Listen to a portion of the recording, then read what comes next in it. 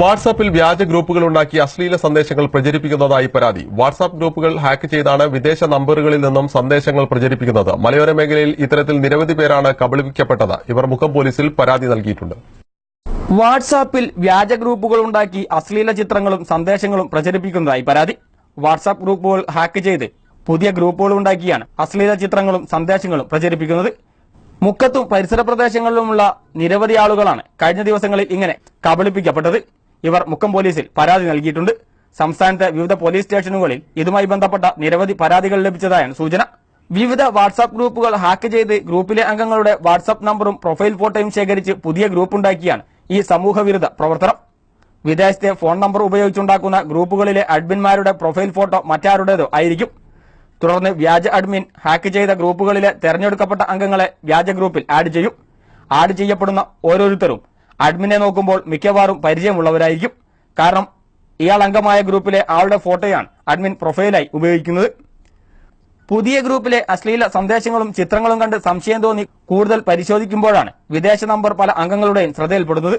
തുടർന്ന് ഗ്രൂപ്പിൽ നിന്നും ലെഫ്റ്റ് അടിച്ചാൽ അയാൾക്കെതിരെ അശ്ലീല വാക്കുകളും ഭീഷണികളും എത്തും.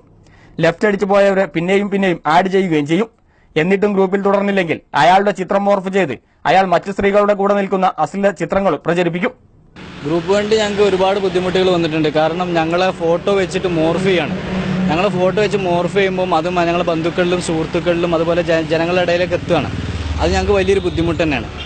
അത് മാത്രമല്ല, ഞങ്ങൾ ഈ ഫോട്ടോ പല സ്ഥലങ്ങളിലേക്കാണ് ഇവർ പ്രചരിപ്പിച്ചുകൊണ്ടിരിക്കുന്നത്. ലെഫ്റ്റായി പോകുന്ന ഈ ഗ്രൂപ്പിൽ നിന്ന് ലെഫ്റ്റായി പോകുന്ന ആളുകൾ ഇതാണ് ഏറ്റവും കൂടുതൽ അവർ മോർഫ് ചെയ്തിട്ടുള്ളത് എന്നുള്ളത്. മരണവാതിൽ, റോക്കിംഗ് ചങ്സ് തുടങ്ങിയ പേരുകളിലാണ് ഗ്രൂപ്പുകൾ ഉണ്ടാക്കുന്നത്.